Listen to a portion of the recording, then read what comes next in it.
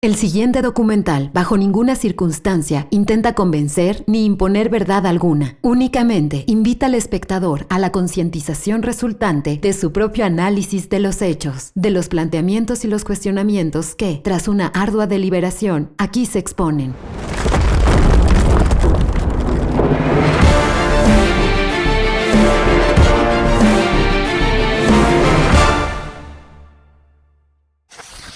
Capítulo 4. Comerse un moco es comerse un moco, y no hay lugar a interpretaciones ni a justificaciones. ¿Por qué? Porque existe una evidencia.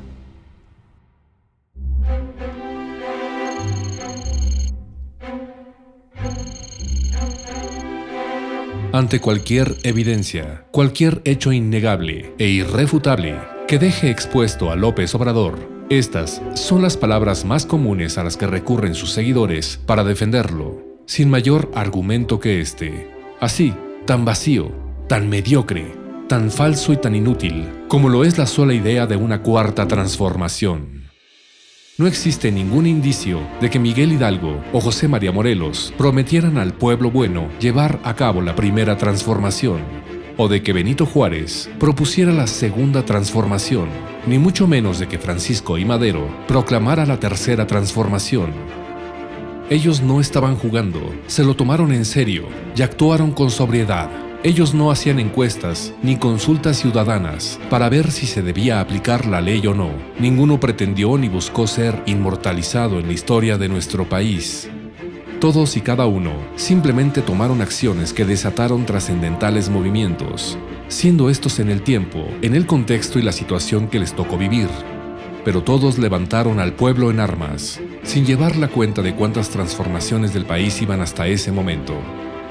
Ellos nunca usaron como eslogan, "Juntos haremos historia".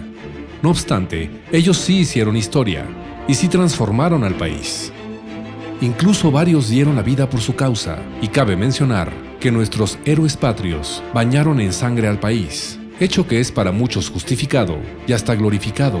Pero hoy, el enemigo a vencer no es el crimen organizado en todas sus formas, que a todas luces es la verdadera tiranía que ha invadido al país por décadas. Hoy, el enemigo a vencer, según López Obrador, es todo aquel que se le oponga a él y a la así llamada Cuarta Transformación, lo que sea que tal cosa signifique.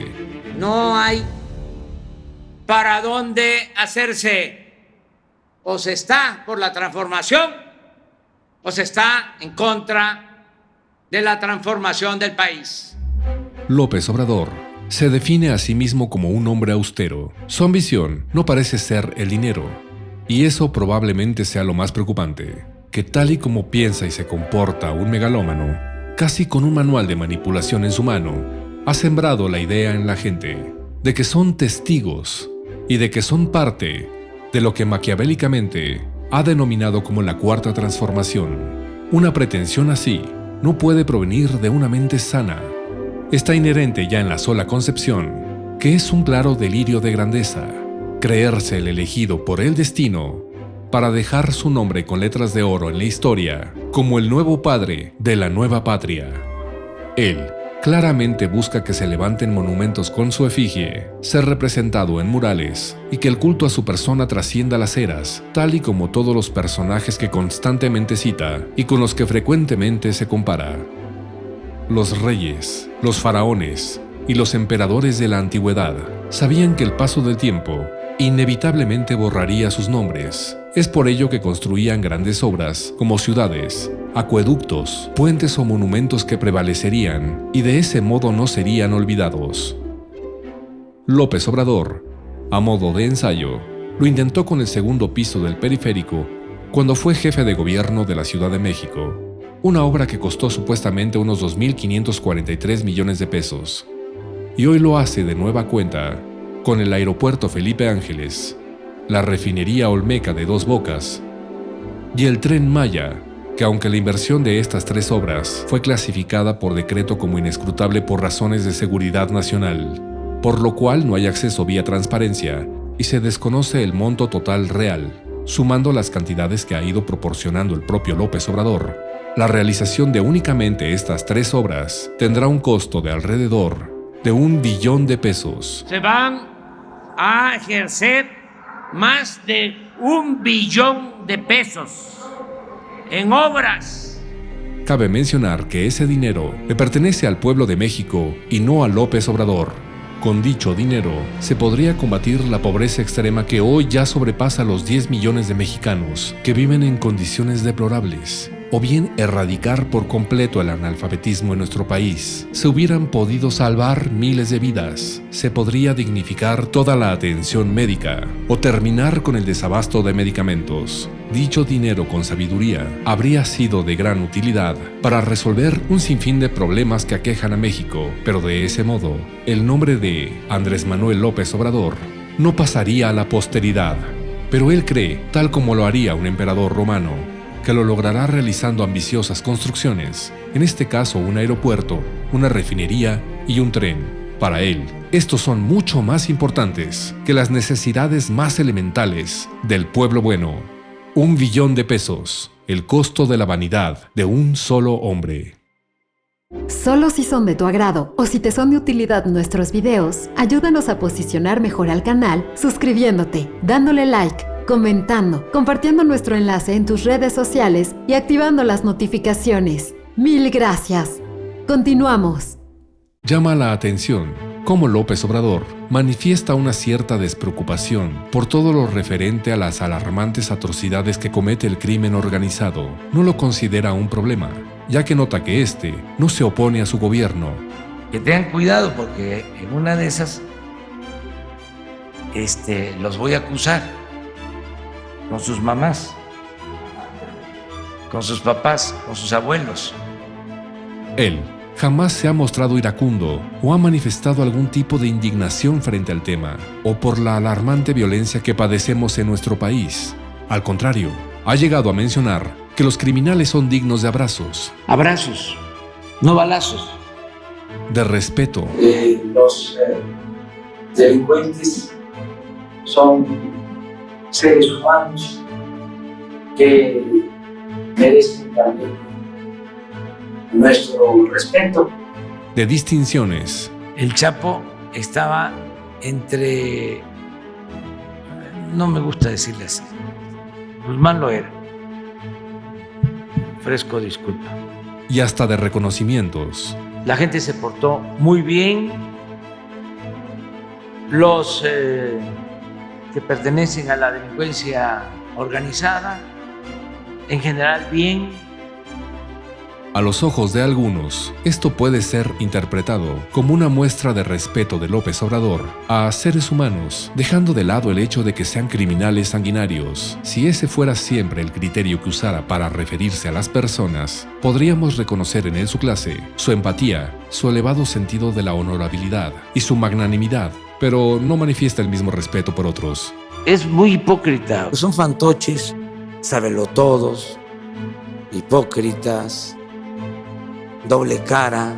Son unos traidores a la patria. El presidente de México no es títere, no es pelele. Mentiroso, farsante. Van enseñando el cobre. Todos estos reportajes calumniosos manejados por Carmen Aristegui. Pasquín inmundo. Es mucho pueblo el de Perú para tan poco gobierno. Pues saben, que se vayan al carajo. ¡No manchen! ¡Váyanse al carajo! Al carajo. Eso, con todas esas lacras de la política. Insultando además a la inteligencia con ahínco en su siempre evidente doble discurso. ¿Por qué no ha ido a Tláhuac, señor presidente? ¿Por qué no ha visitado los hospitales? ¿Por qué no lo hemos visto ahí? Porque no es ese mi estilo. Eso tiene que ver más con lo espectacular y lo que se hacía antes. No me gusta la hipocresía.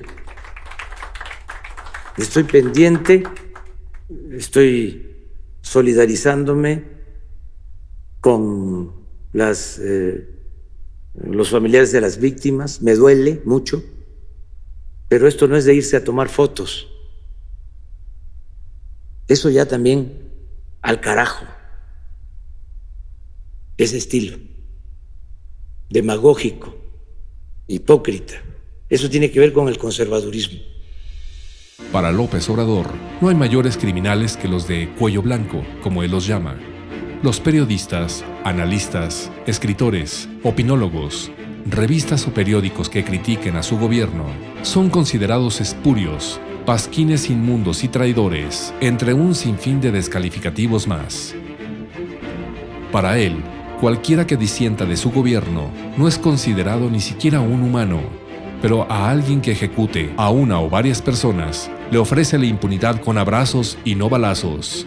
Para él, tiene más valor y es más digno de su aprecio uno de los más sanguinarios delincuentes que un simple periodista. Para él, un presunto violador es bienvenido en Palacio Nacional, pero a las mujeres que claman por justicia las considera peligrosas. Son parte de nuestros adversarios, en este caso mujeres. Es cuando tenemos que poner vallas metálicas, porque si no se meten al palacio y destruyen, queman todo. Para él, los expresidentes son traidores a la patria, pero a este en particular, en todo lo que va del sexenio, no lo ha atacado ni una sola vez y no lo ha tocado ni con el pétalo de una investigación. Para él, los empresarios son los que han exprimido a México y han explotado a la clase trabajadora, pero Carlos Slim, en particular, es digno de toda su consideración, su respeto y su admiración. Siendo honestos, notemos que, tristemente, en nuestra realidad cotidiana, no hay vestigio alguno de una verdadera y sustancial transformación, al menos una que como población nos haya beneficiado de algún modo.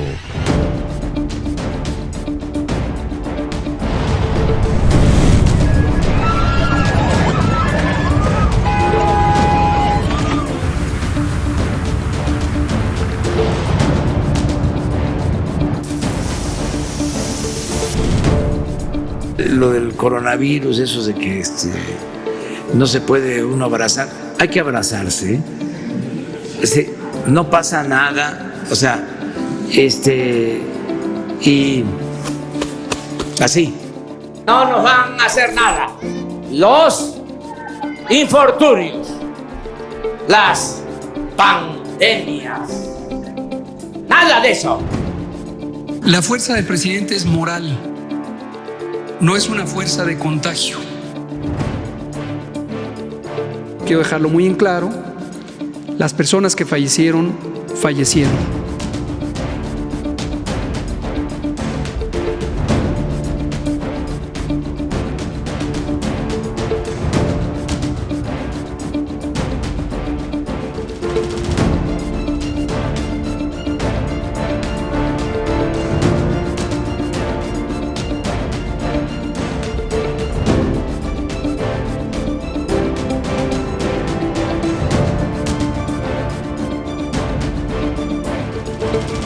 ¿Y no tendría alguna responsabilidad en todo caso por el incendio? A ver, yo soy la directora general del metro. Solamente, Tuvimos que optar entre inconvenientes, no inundar Villahermosa. Desde luego, se perjudicó a la gente de Nezahualcóyotl, son los soldades, los más pobres. Pero teníamos que tomar una decisión.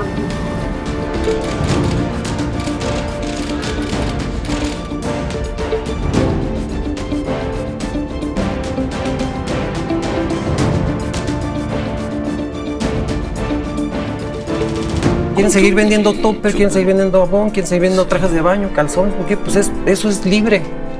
No es falso, pero no es verdadero.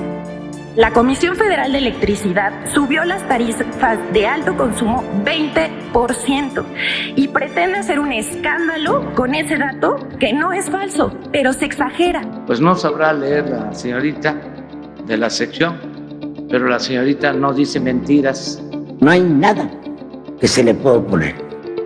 A esto llamamos en México el maximato. Debe entender Andrés Manuel López Obrador que su contubernio o alianza con narco no es heredable. no es heredable. Los negocios que se hacían al amparo del poder público, todas las tranzas que se llevaban a cabo, sobre todo arriba, porque siempre nos decían que el problema era la mordida, abajo. No, el problema, las tranzas más grandes son las que se hacían desde arriba. Entre más elevada la autoridad, más corrupción.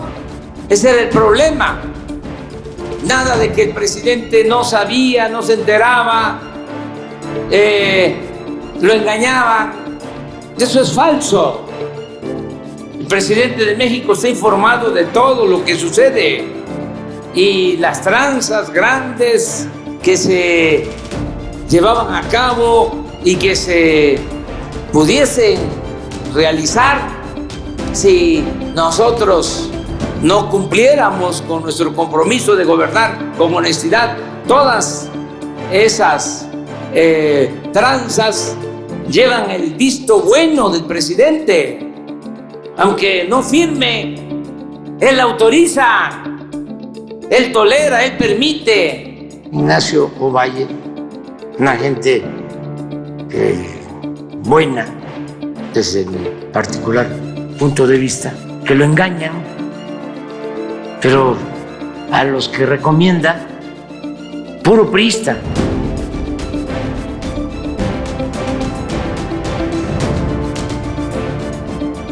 Al margen de la ley nada, y por encima de la ley nadie. Que no me vengan a mí de que la ley es la ley. Ofrezco a ustedes, señoras, señores magistrados, así como al resto del Poder Judicial, que no habré de entrometerme de manera alguna en las resoluciones que únicamente a ustedes competen, y habrá absoluto respeto por sus veredictos. No tiene remedio el Poder Judicial. Está podrido.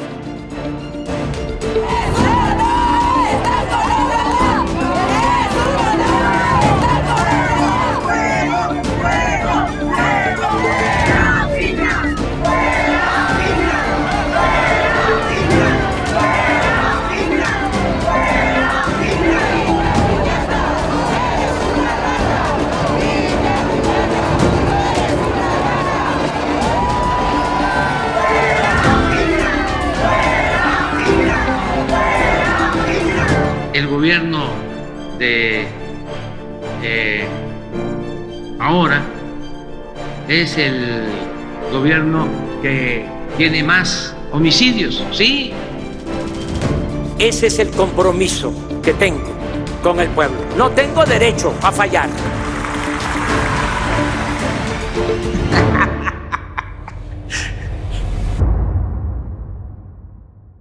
Citando a George Santayana, quien escribió: "Los que no pueden recordar el pasado están condenados a repetirlo". Sin ningún afán profético, notemos las inquietantes similitudes de algunos personajes históricos que quizá nos ayuden a comprender y a calcular lo que podría estar por sucedernos. Este señor, un notable militar, bajo el mando de Benito Juárez, durante mucho tiempo. Porfirio Díaz, general condecorado infinidad de veces por su larga lucha para darnos patria. Entre sus victorias está la de haber sido pieza clave en la batalla del 5 de mayo contra el ejército de Napoleón. Un verdadero héroe indiscutible. ¿Y qué pasó entonces? Pues concluyó con una revolución en su contra, llevada a cabo por el mismo pueblo que lo aplaudía y lo alababa, y que terminó aborreciéndolo hasta obligarlo a un vergonzoso destierro. Napoleón Bonaparte, de ser un soldado que era hábil con el cañón, se volvió general en corto tiempo, hasta convertirse en una leyenda viviente, héroe y estratega insuperable que logró quitar del trono a los tiranos, contando con el amor y entrega absoluta del pueblo francés, que hasta entonces había estado oprimido por la monarquía y la aristocracia. ¿Y qué pasó entonces? pues pasó a la historia como un maldito y repudiado tirano, que se nombró y se coronó a él mismo como emperador, y ese mismo pueblo que lo amaba y lo alababa, terminó aborreciéndolo hasta obligarlo a un vergonzoso destierro, siendo prisionero en una isla hasta su muerte. Adolf Hitler, siendo rechazado por la Escuela de Arte, se enlistó en el ejército y fue condecorado en la Primera Guerra Mundial. Más tarde, hizo de la oratoria su más efectiva y poderosa herramienta, para lograr que su nación entera lo ovacionara y en corto tiempo lo alabara casi como una deidad, pues mostró una nueva visión a un devastado, endeudado y deprimido pueblo alemán tras la derrota en la Primera Guerra Mundial, convirtiéndose así en el Führer, el jefe supremo que prometía el Tercer Reich, un nuevo imperio en expansión que duraría 1000 años. ¿Y qué pasó entonces? Pues unió a todo el planeta en su contra, y mirándolo ya completamente desquiciado, su propio ejército desertaba, mientras él, escondido en un búnker, cobardemente se suicidaba. Hoy es considerado la peor vergüenza en la historia de su nación. Se sobreentiende que en los 3 casos mencionados, la historia es mucho más larga y compleja de lo aquí planteado. La intención es simplemente subrayar que los que prometieron un glorioso cambio y convencieron a sus respectivos países de que serían testigos de una verdadera transformación, siendo procedentes del pueblo y habiendo comenzado su lucha desde muy abajo para llegar al poder, cuando lograron ser levantados en hombros, amados, respetados y admirados, terminaron siendo repudiados y odiados por su mismo pueblo. Casos como estos, quizá hay cientos en toda la historia de la humanidad, pero el desenlace prácticamente siempre es el mismo. Los que llegan a quitar a un mal se vuelven uno mucho peor, y la historia, finalmente en muchos casos, les termina cobrando factura. Sería injusto e irresponsable decir que la larga lucha de López Obrador ha sido con el único propósito de volverse un dictador. Desde luego no es así, pero se adivina que la intención de Porfirio Díaz, de Napoleón o de Hitler tampoco lo era en un inicio. Ellos seguramente también lucharon con devoción por los pobres y anhelaban legítimamente el bien supremo para sus respectivas naciones. Pero algo pasa siempre que ya están en la cima.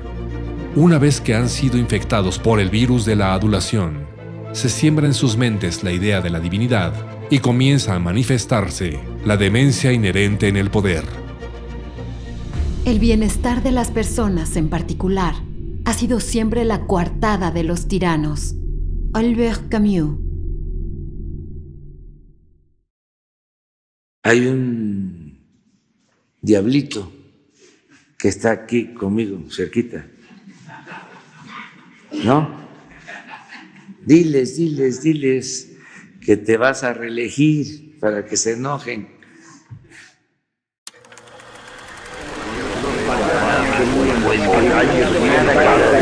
Palabras